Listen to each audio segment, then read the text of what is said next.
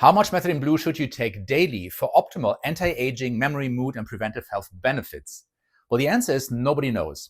And if you think that is because this might be a new compound and we just didn't have enough time yet to study it, then you're wrong. In fact, methylene blue has been around since 1876, and it's been used as a medication since the 1890s.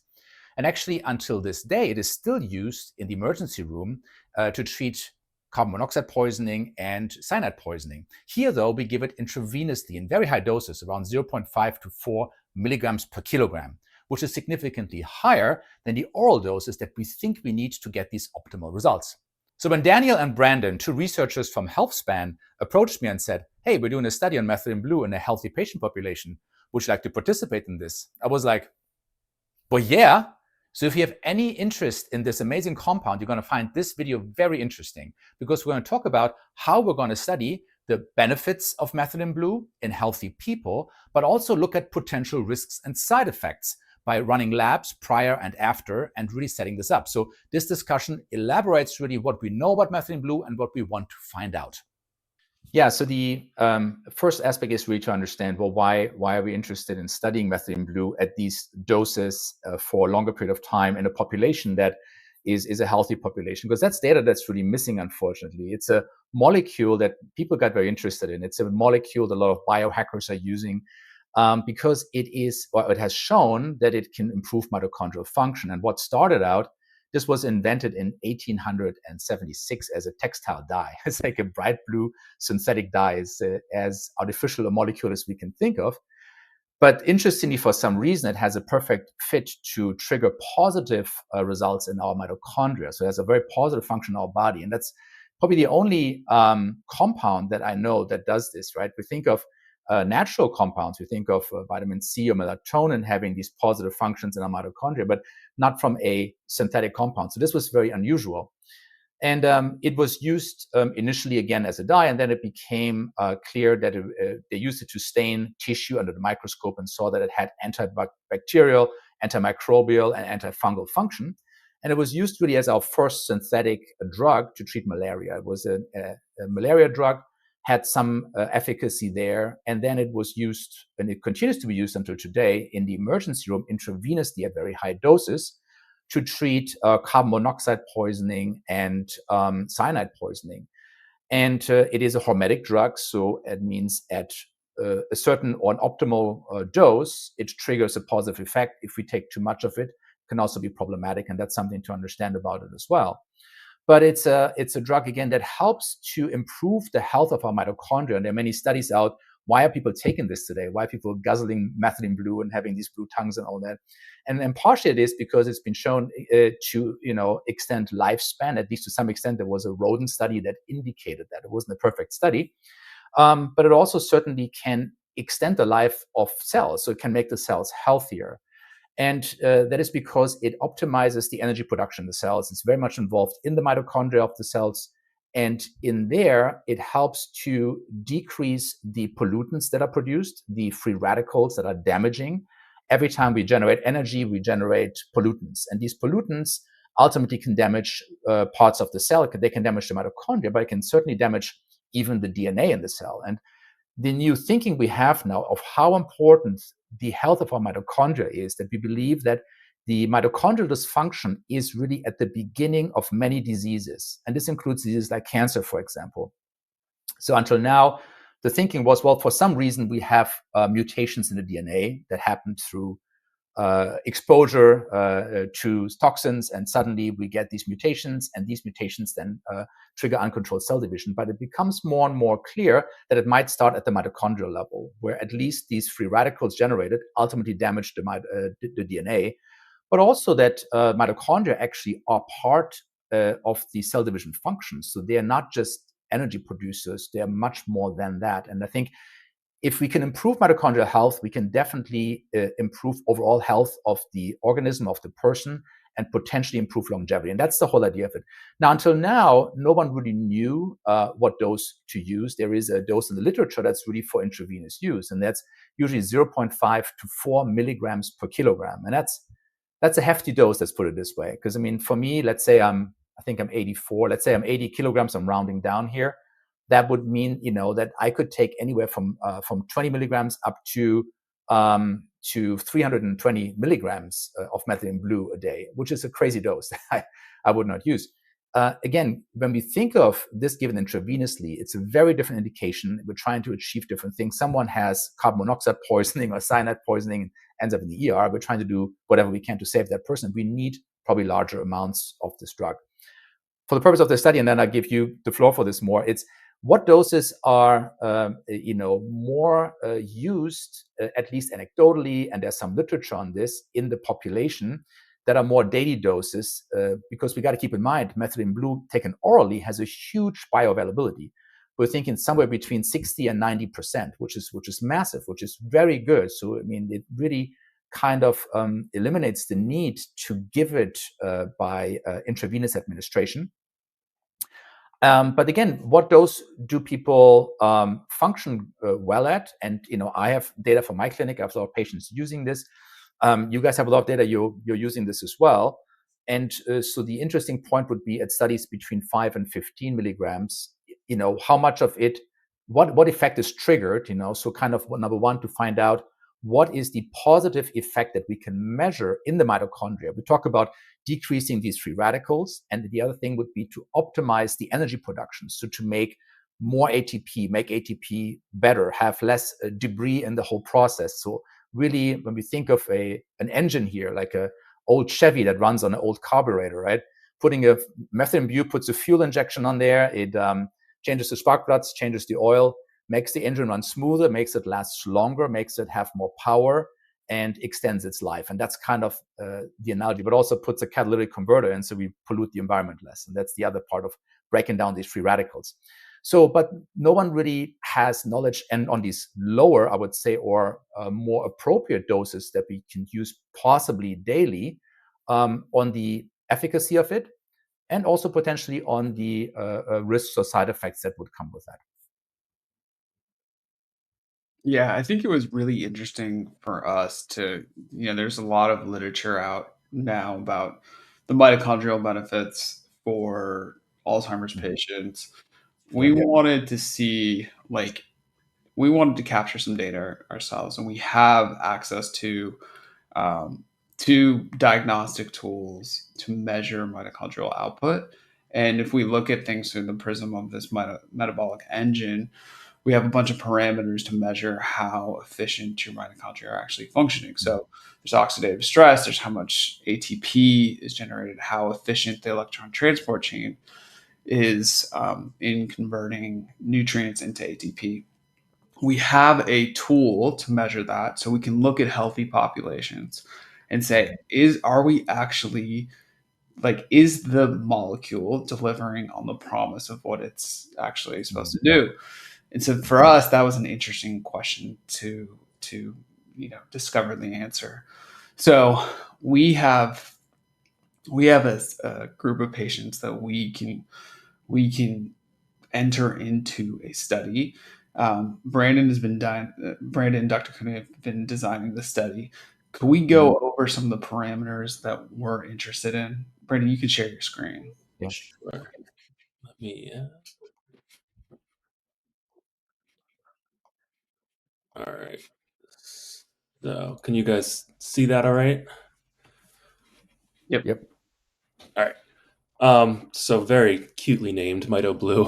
So MeScreen is this diagnostic tool that we have identified to try to quantify a little bit, mitochondrial health, and then obviously in the context of using methylene blue. So MeScreen in the use of methylene blue, oral dosing. What we have access to, affiliated with our pharmacy, is the opportunity to do 5, 10, or 15 milligrams a day. And I think we kind of started out at that 5 milligram point for people to begin this dosing, ideally taken in the morning with or without food. And we're going to kind of use this 5 days a week protocol, I think, as the baseline sort of dosing at this point. So one of the big questions, obviously, in addition to what that actual milligram dosing should be, what is the, I don't want to say least amount we can get kind of for the bang for the buck kind of thing, but also the duration. So what we'd identified is 4 months, and we kind of opened that up for discussion a little bit more. That's not a hard and fast decision at this point, but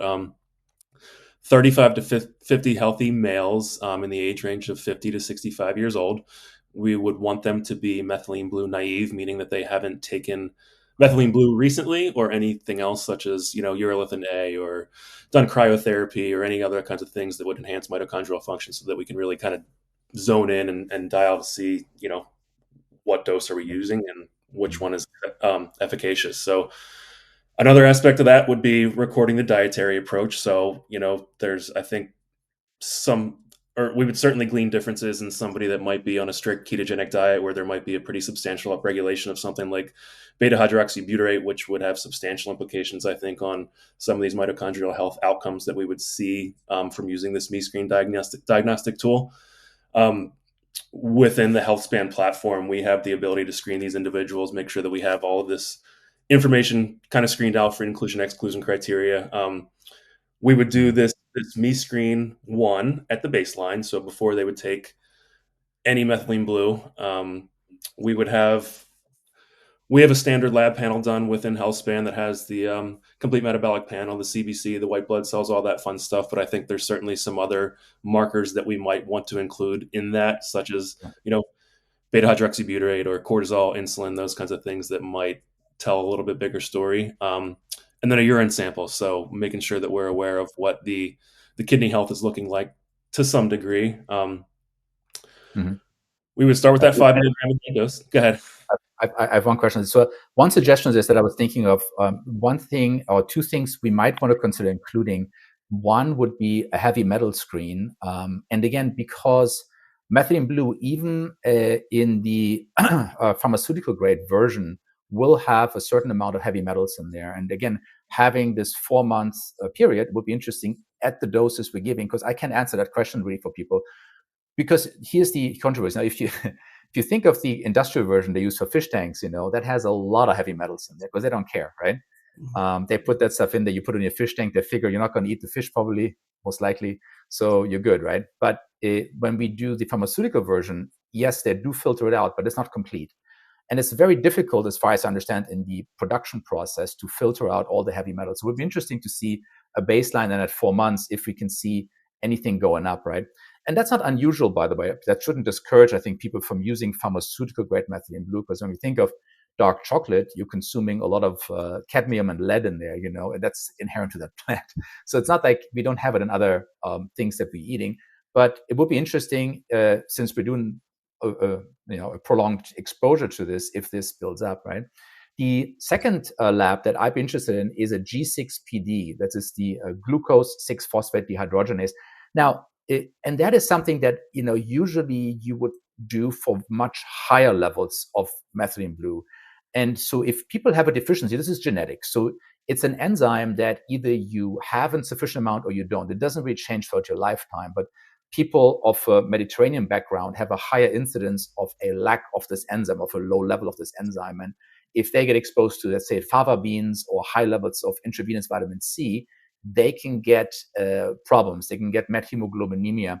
And that's something, incidentally, that methylene blue at low or appropriate doses also treats, as it is a hormetic drug. But it could also cause at higher concentrations. Now, I do not believe that at these levels we're talking about, it's a risk. But maybe for completion, would be good to include a G6PD lab to have that as well. It's a soft contraindication, in my opinion, at these doses. I would not feel too strong about it, but it would be good to have it in there as well. So these two labs, I think, would be helpful. The heavy metal screen, just also to take. And then one more suggestion. I know that we talked a bit about this last time. The 5 days a week and then taking 2 days off. I'm wondering if it wouldn't make more sense to take it continuously.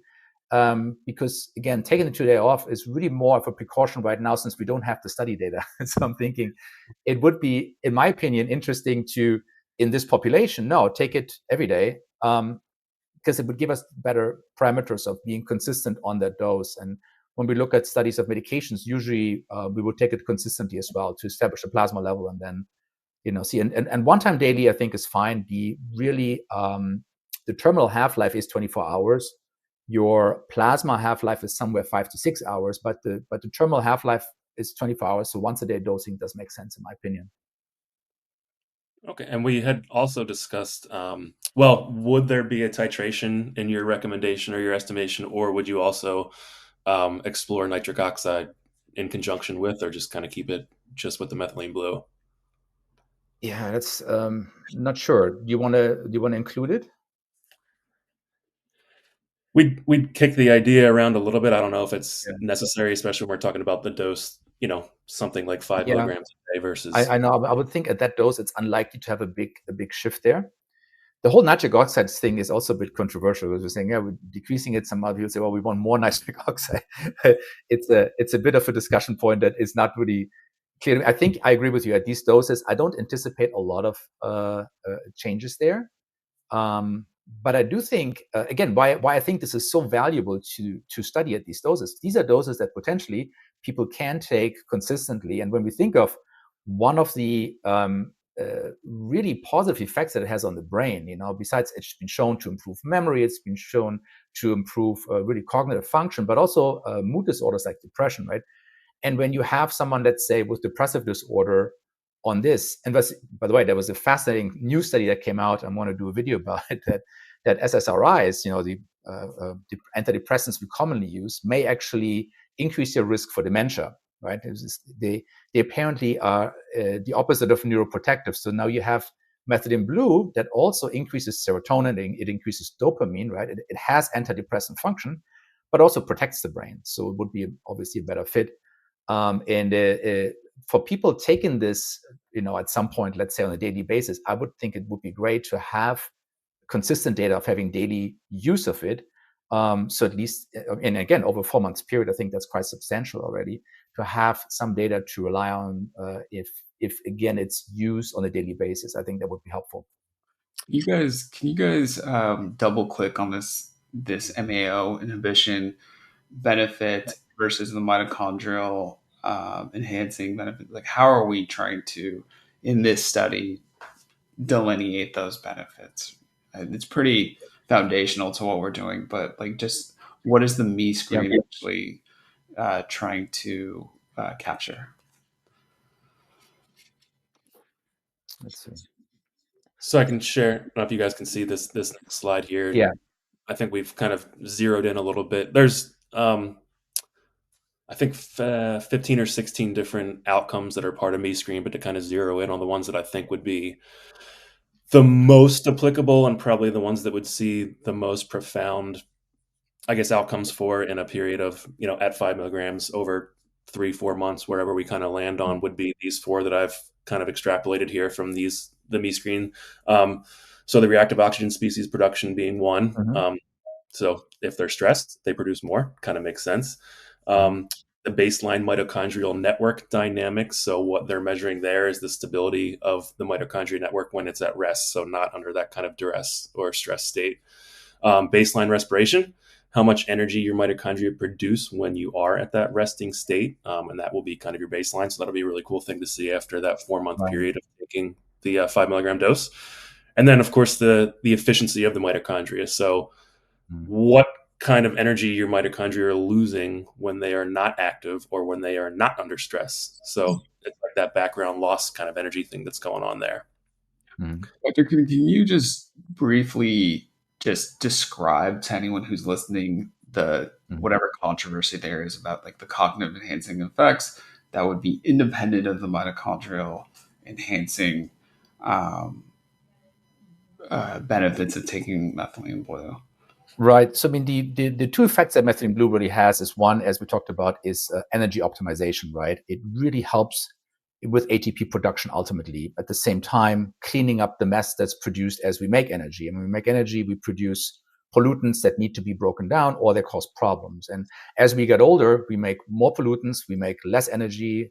That's why molecules like NAD are very popular because they have some overlap to the function that methylene blue might have in the electron transport chain, making this engine run better. But the cognitive functions, when we think of it, part of it is also in terms of when we look at neurotransmitters and we look at serotonin and dopamine, and we can see methylene blue really acts as a monoamine oxidase inhibitor to some extent. And again, these are medications when we think of that are involved in increasing serotonin levels, and that has a mood enhancement. Can this mood enhancement, by that virtue, lead to better cognition and memory? Possibly, it certainly might play a role there. So we have these two functions that Methylene Blue might be involved in. Difficult to measure the neurotransmitters, in my opinion. I don't know if you guys have good tests for that, but that would be more tricky. But the energy production is certainly very valuable. And when you think about Methylene Blue for what it does all over your body, it's not just in the brain. We're talking about the brain, or we're fascinated with the brain because it's one of the few compounds that easily crosses the blood-brain barrier and actually is concentrated in high amounts in the brain, which ends up being a very good thing. Because here, especially when we think of the prevention or treatment of dementia, neurocognitive decline, it is very valuable here, right? But it is interacting in any cell in the body, really, and it even red blood cells. It can enhance the functionality of red blood cells, of their ability to transport oxygen. That's one of the things why we use it when we have someone in the hospital with carbon monoxide poisoning, where the red blood cells are sticking to carbon monoxide rather than oxygen. It's a problem, and Methylene Blue can correct that actually at the right dose. So this dual function, I think, is important in the brain, and the energy component is one. The second component would be the increase in neurotransmitters that can trigger some of these positive cognitive effects as well, besides the better functionality of the neurons, which is the better energy production in the neurons. And this is where this data, I think, is very valuable, right? To see functionality of cells. So I think the Me screen can be highly valuable here to show at these doses what can we see already in terms of this energy optimization. You said something about the dose. Can we elucidate that a little more? So, what is there's an oxidative there's an oxidative aspect of methylene blue, and so that has an implication. So when we talked about the folks that are getting IV treatment of methylene blue, that's a very different dose from the mitochondrial enhancing. So can we just talk about why that is the case? What are we, when we designed this study, we landed on 5, 10, 15 milligrams. Why not higher? I think it would be really important for people who are taking methylene blue independent of this study to understand, more is not necessarily better. Yeah, it's so when you look at some people or we look at research out there, a lot of people do stick in the research to the higher levels, the 0.5 to 4 milligram per kilogram.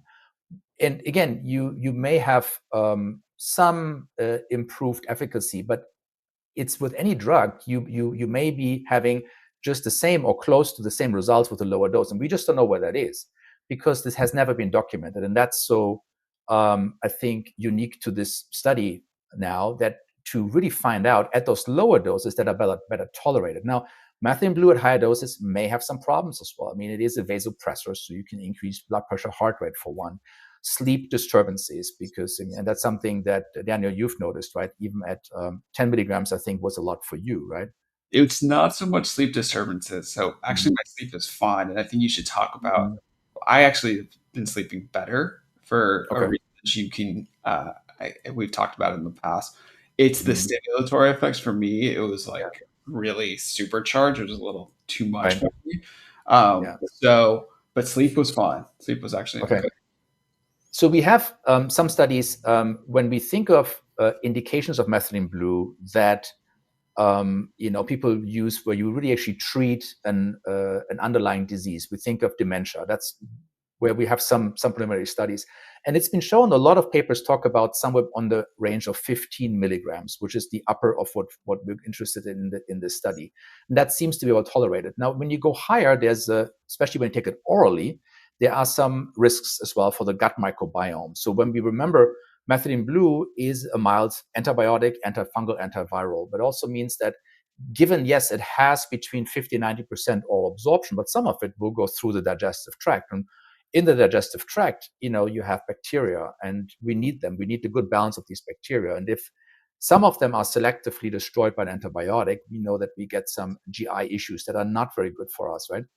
And it seems to be, and again, this is a very not clearly established point, but around 30 milligrams of oral use of methylene blue, there may be some disturbances there. They did a mouse study that went higher than that, and they saw that, they made them run through a maze, and they improved, and they had two groups, and they went pretty high. I think they went to 15 milligrams per kilogram. They went pretty high. But they noticed that when they went even higher than that, they just didn't get any better in terms of their cognitive function, but they had a lot of disruption in the gut microbiome. So they measured the bacteria in the mouse poop, and they saw that there was disturbances there. Now, under 30 milligrams, there seems to be less likely. Only about, by the way, 5% of it is excreted via the fecal route ultimately, but there's some reabsorption in the gut later on as well. Even in the large intestine, there's some reabsorption there. So for that purpose, and if you think about, again, the interest that we really have is saying, hey, if you take this as an anti-aging nootropic supplement, how much should you take on a daily basis that is not causing you adverse reactions like disruption of your gut microbiome? Because that has huge implications for the rest of your health, right? And the 15 seems to be the point that's studied for neurocognitive function, for dementia and all that. And even 5 milligrams, incidentally, there's data of people doing very well with lower doses. So the interesting thing was somewhere in this range that seems to be where people do well, where they have the positive effects, but they don't have the negative effects. And again, it being a hormetic drug, meaning at some point when you take too much of it, it might have an adverse or the opposite effect of what we're trying to achieve. Mm-hmm. How is this baked into the study? So what endpoints are we trying to capture to be beyond the me screen? What in terms of GI stuff I know we talked about stool sample. What are you looking for there? So you can analyze the bacteria, right? You can see the shift, and I would have to look back at the mouse study that was done.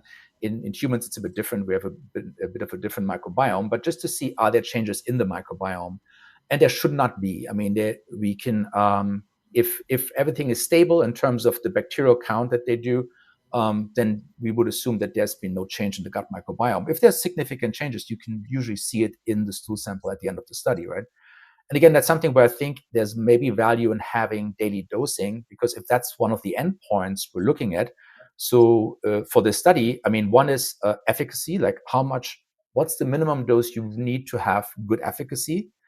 And then also, at what dose might you see or potentially see problems, right? We're not going to go quite that high. 15, hopefully not. There will be no problems at all. But it's, I think, for safety. So one is efficacy, the other one is safety, taking it over longer periods of time. And I think that's something that just has not really been answered, at least in the human population, right?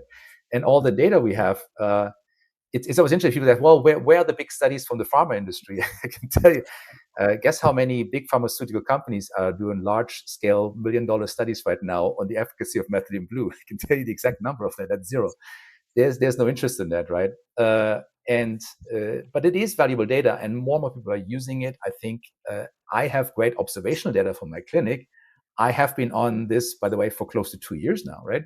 Oh, wow. And so in my own interest, I want to see, is there any downside to using it daily, right? Or is it just, the upside of this potential nootropic, life-extending, making you think better, elevating your mood supplement, right? Which is the most artificial supplement I have ever seen that has these amazing effects, right? I think that is the whole conundrum we got to understand a bit, I think. Yeah. Brandon, any thoughts on sort of timeline? I know we've had some back and forth on, should it be, should it be shorter? Should we stick to the 4 months? There's some, resource conversations going on in the background too. We decided on 4 months because we thought that the safety considerations were worth seeing through and finding out an answer to. I think we feel pretty comfortable with this timeline at this point, and that's kind of based on not concrete data per se, but based on, I think, what other people have explored doing with methylene blue, with a similar timeline, and using the me screen as their diagnostic tool to kind of see what the mitochondrial health is doing. Seems to be the timeline that others have used. Again, that's not published or peer-reviewed data at this point yet, but kind of speculative on what is out there floating around in the ether. It seems to align pretty well. Okay. Yeah, and I think at 4 months, I mean, given daily dosing, I think you have actually a pretty good, but when you think of a half-life of, let's say, a terminal half-life of 24 hours, you will have a good amount of time to see these longer lasting effects that we're really interested in.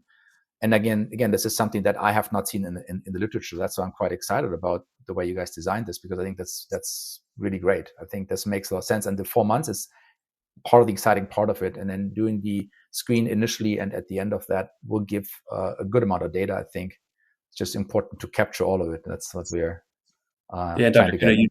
You'd pointed out, kind of the red blood cell health and the use of oxygen, all that fun stuff too. So I think that 4-month period when you kind of look at the lifespan of a red blood cell being about 90 days or so, I think we certainly capture all that as well.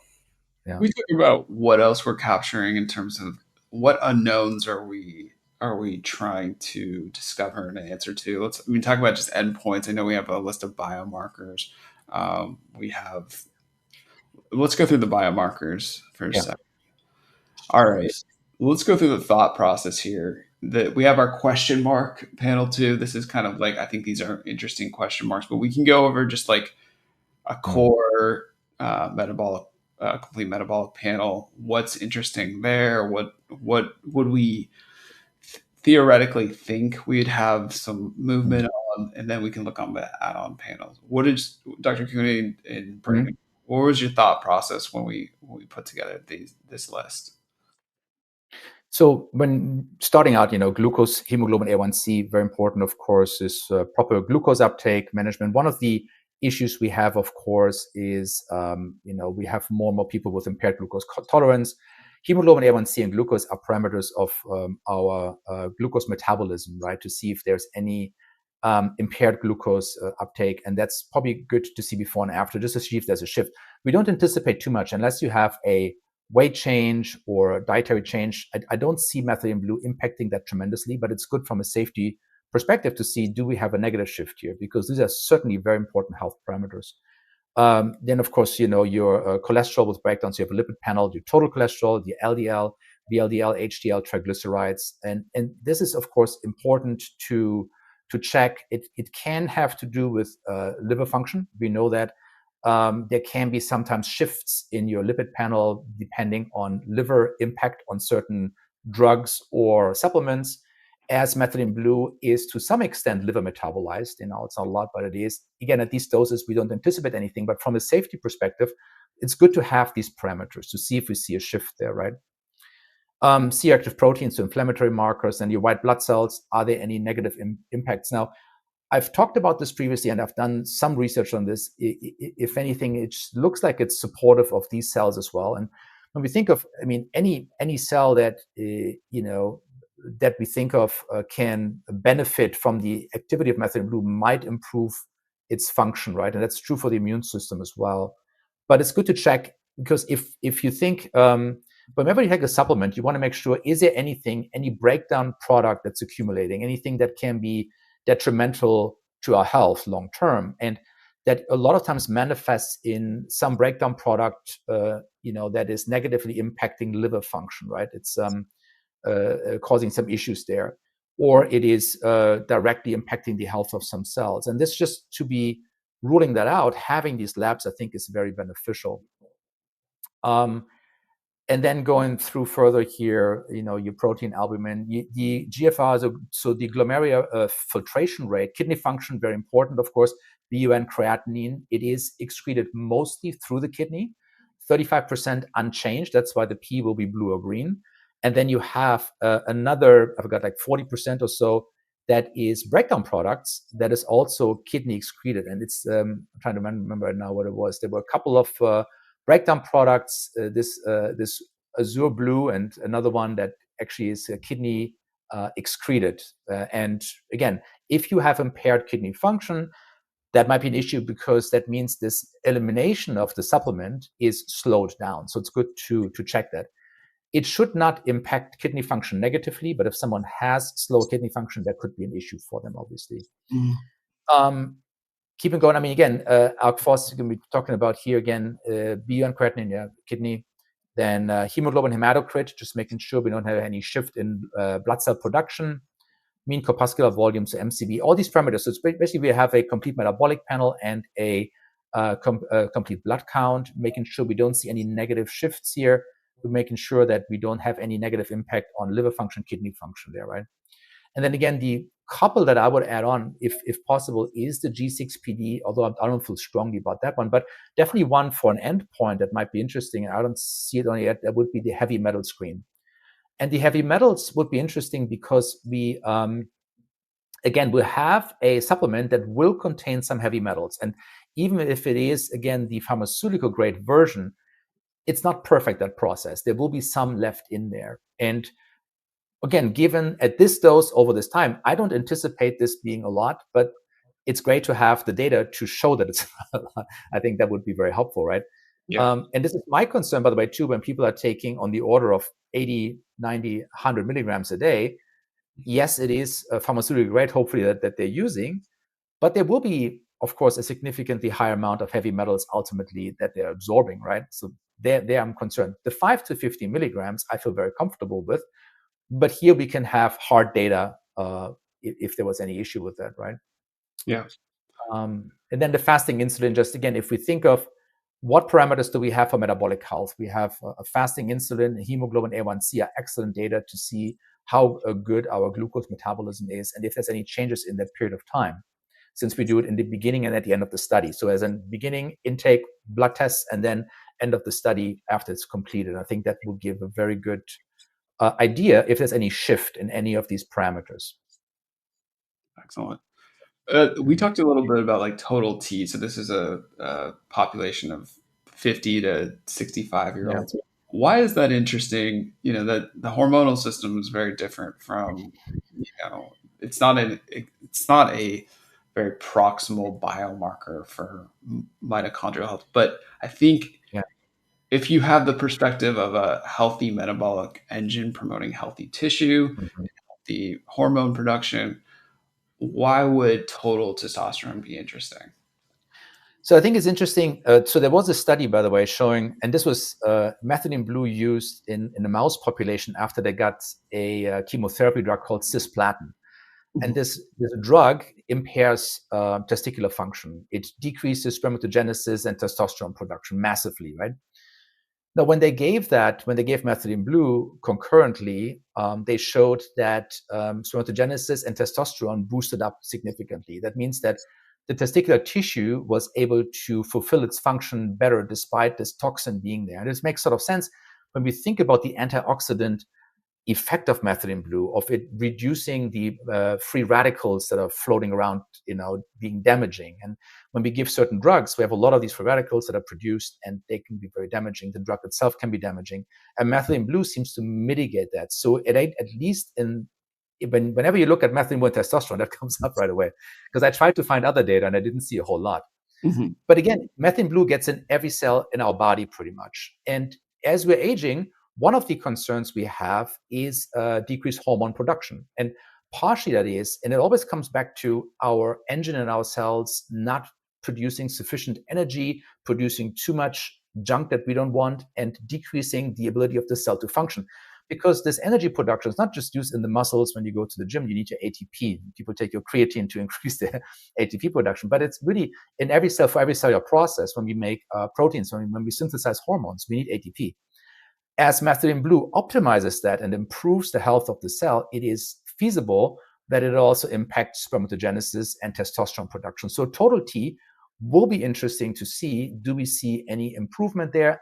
I would anticipate at these doses, maybe not a whole lot, but it would be good to measure. And it is, in the sense of those cells, it is a function of a healthy cell to produce adequate hormones. And there's, of course, feedback from the pituitary gland. There's this whole, cascade that we have to keep in mind as well. But ultimately, if we think of a secondary decrease in production that is at the level of the cells, and if we can see an improvement there, be great to have this documented at least.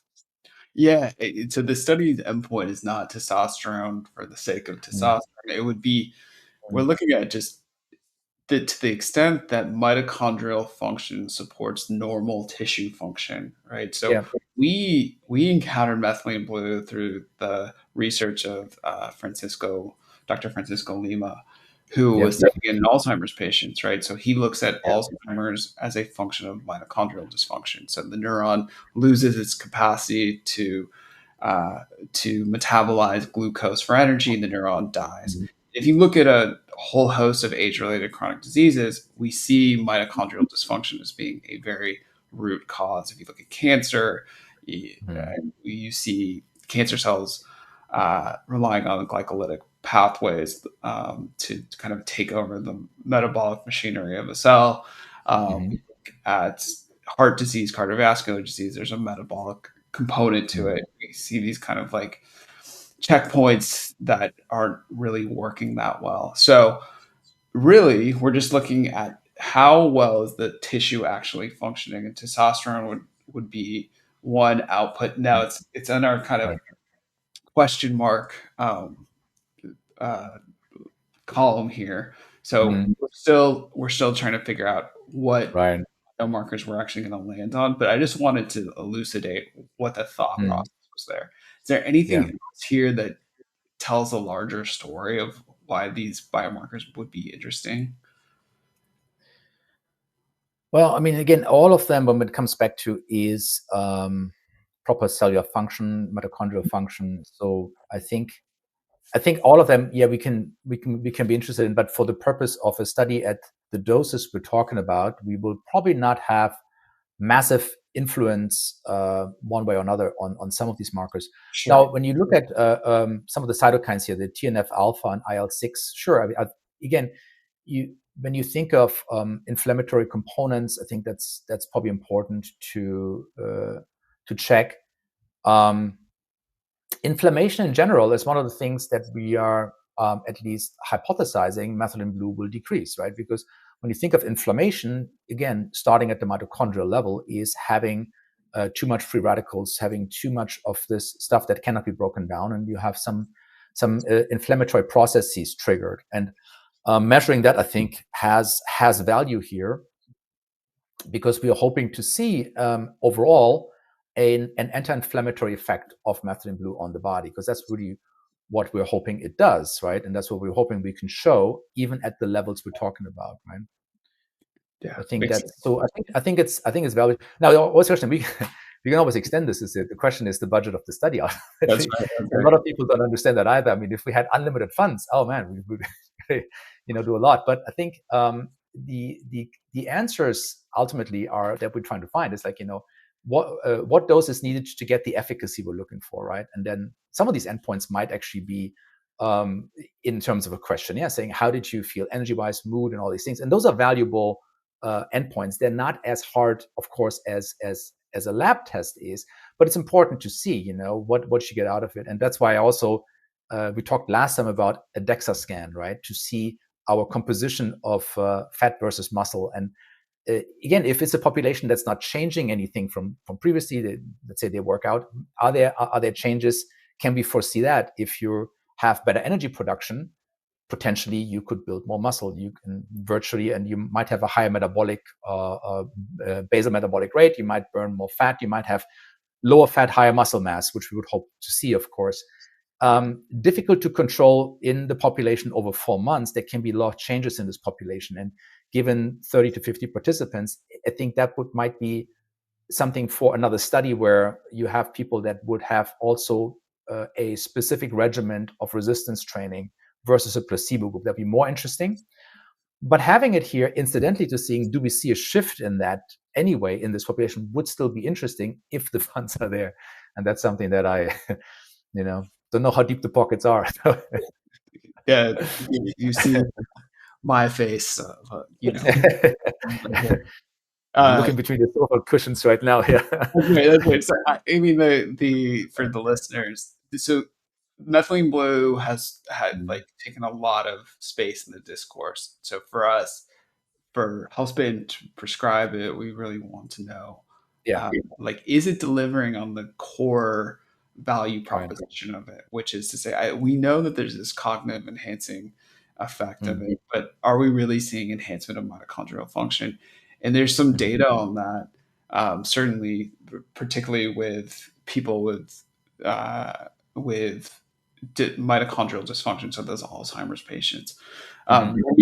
The reason why we created this study is we wanted to answer that question. We've gone over some Mhm. biomarkers that are uh, giving us some indication of mitochondrial function, but we have a diagnostic tool where, without taking kind of a muscle biopsy, we can take a blood Yeah. draw and get some sense of how efficient our mitochondria are, what kind of oxidative stress Mhm. is involved with metabolizing nutrients. Is there an improvement of that? So Yeah. that those two things colliding, the access to that tool, plus kind of like the folks very much so interested in this Yeah. molecule, we're like, let's study it, let's figure it out, let's, Yeah. and this is really kind of somewhat extracurricular for us, but it's something that's we wanted to be part of the solution of figuring out, does it actually confer the benefit that everyone's so hyped about. So yeah, Right. that's how we connected with Dr. Koenig, because he's kind of like the leading clinician actually prescribing it in a clinical environment. Yeah, Is yeah, there and these are good questions, and that's why I think why we decided initially 5 days per week to that's something that a lot of people do because we don't have the data to take it consistently, right? And in 2 days, it'll be very much cleared out of your system. I mean, it has a terminal half-life of really 24 hours. But again, is this necessary? And I would still argue for the point of the study, I would take it consistently because ultimately using it when you have an Alzheimer's patient or you have someone using it as an antidepressant potentially. Again, we're not, by the way, promoting anyone to take this. This is purely for educational purposes that we're right now understanding this better because this is the data that's lacking. And that's why we cannot really make recommendations officially for anyone to use it, even though it's a supplement. It is really more, in my mind, in the category of a medication in terms of the way it behaves, what it does. But it's a amazing fit. It's a very natural fit into our machinery and our energy production that is very unusual and very exciting to understand better. And again, it has a lot of positive functions. Doesn't seem to be a lot of downside at the low doses, but that's the purpose of this: is the safety of it and the efficacy at the doses that seem to make sense, right? And so I would do daily. It would be great ultimately if, and by the way, just to explain this, and Daniel, we talked about it, the 5, 10, and 15 milligrams. So the idea is to titrate it up, to start with 5 milligrams and then go to 10 and possibly to 15. And for some people, they might say, I don't feel good on the 15. I'm going to stick with 10. And some people might say, I'm going to stick with 5. So it's probably likely that you'll have in the end 3 groups of, naturally where people gravitate towards. And that's possible. And that's fine, I think, over a 4-month period. It'll unfortunately shorten or decrease the size of, the group. Then we have 3 small individual groups, but it would still be great data. And I think it'll also answer a bit of the question of tolerability, because that's another thing we're interested in. When you any medication that we study, you usually have different doses. And again, the endpoint is efficacy. And then once there's usually a point when efficacy doesn't go up anymore, but adverse reactions go up. And then you have to go down from there, right? And here, we just don't know where these things are. And again, you mentioned Dr. Lima, right? Again, he will recommend higher doses. And for Alzheimer's, that might be something down the line that might be more applicable. I don't know.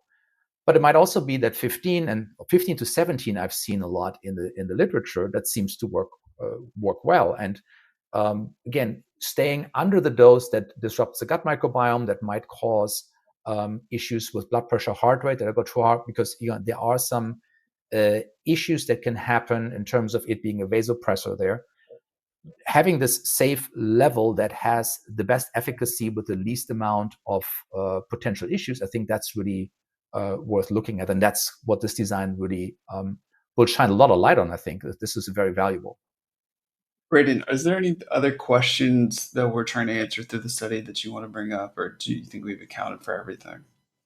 I think at this point we pretty much nailed the last of the outstanding questions that we had. I know we talked about the DEXA scan, and that would be a nice to have, but not Yeah. terribly cheap. I don't know how realistic, getting people remotely to go and report to whatever DEXA clinic that we can find around the U.S. But I think for the dosage, the duration, we have everything set up in terms of getting the me screens done. I think just dialing in the lab panel that we want to have set is probably the last point before we're ready to rock and roll and launch this. Yeah, awesome.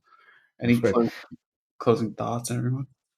Just one question. So the metabolites that are also urinary excreted, Azure B and glucuronide conjugates, right?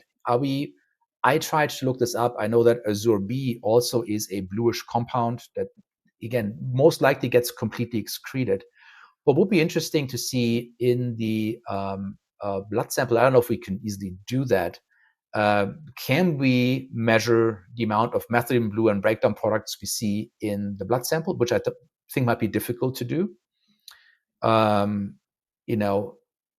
Again, the idea is just to understand better of how complete the excretion process is of it. If that doesn't make any sense? Yeah, it does. So the thought process there too, because you brought this up in our previous, what is the concern if like it gets stuck in tissues? Kind of. Right. Yeah. Can you describe that a little more? Yeah, we don't anticipate it does actually, but when we think about it, it gets not only in your cells, it gets into the mitochondria of your cells. It really gets in your cells. And it does its work. It optimizes everything, and then it gets excreted. And a lot of it comes out as it is. Now, methylene blue is interacting with cytochrome C oxidase in the mitochondria, and they call this a metabolism. But it's really, I believe there a shift occurs where it turns to leucomethylene blue. It's a redox molecule. And then later on becomes methylene blue again, gets excreted. But there's some breakdown, there is some liver metabolism, and then these two metabolites are forming that get excreted. I have not seen any literature that we have any issues with metabolites building up in tissue. But when we think of any thing we're using, any drug we're taking, anything that's not natural, we want it to go in, do its work, and then we want it to go out completely, right? And that's the idea. And we believe that's happening here. There's no indication that methylene blue is not completely excreted. We talked about the heavy metals that are potentially coming with it, small amounts. Now, that's a different issue. Heavy metals can get stored in the body, and we know that. We know this with mercury, not permanently either, but for longer periods of time. They can sit in fatty tissue, for example, right? Again, this would be helpful to do the test on the heavy metals before and after, for example. But for the compound itself, right? So the heavy metals have nothing to do with the methylene blue. That's the production process. And again, they're filtered out. The version for human consumption is called pharmaceutical grade, or USP. And that means they take out pretty much 99% or so, I forgot the exact percentage, of heavy metals, but a little bit is left. So we're testing that. The other thing is for the breakdown products, is anything accumulating, causing issues? We have no indications of that.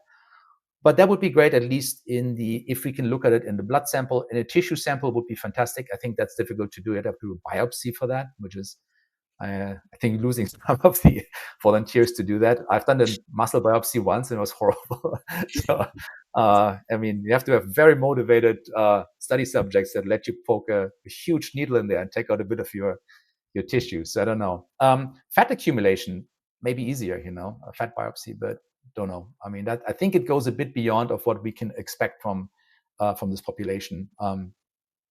But if we can somehow think of maybe, can we analyze anything in the blood sample? Because, well, truthfully, the blood will contain, at the end of the study, potentially still some methylene blue, and it will probably contain some of the breakdown products, and we can maybe measure that at least. There's a possibility to do that if we can think of that. Yeah. Okay. I think that's something we should circle back on next week once we talk to some of the lab partners we're going to be working with. But yeah, I think this is great. Just for clarification too, the methylene blue that's going to be prescribed is through a pharmacy. It says prescription methylene blue. So we have some control over at least that process. And so we've talked to the pharmacy, kind of go through their process of, how they do quality control and everything. So just for folks to know. And I think that's great because, again, when you look, you can buy this online, of course, and it says USP, but I don't think it's checked very extensively by the FDA. I don't think they really care too much about it. And hopefully the manufacturers, I know some very good ones, and what I buy certainly I know has third-party testing. If it has third-party testing, you can pretty much rely on that. It is actually USP grade or of course, if it's dispensed by pharmacy, it is USP grade. And that means that they really control that this is very pure and that it does not have a lot of these contaminants in there. I think that's important to see here. Yeah, very much so. I think that's one of the big concerns. Just Yeah. making sure that it's, a healthy batch that you're getting. Yeah. Because usually people, I get comments all the time on videos saying they're buying this cheaper when they do get like fishbowl cleaner. I was like, you cannot use that. That's not going to be good. That's a take-home message for people. Just don't get the stuff off of Amazon. Don't use that. No. Yeah. But if you have an aquarium at home, don't use that supply. Don't use that, and don't eat the fish from the aquarium. That's right. That's right. Well, on that note, if I think we've covered all of our bases here. Yep. Thank you, Dr. Cooney. Thank you, Brandon.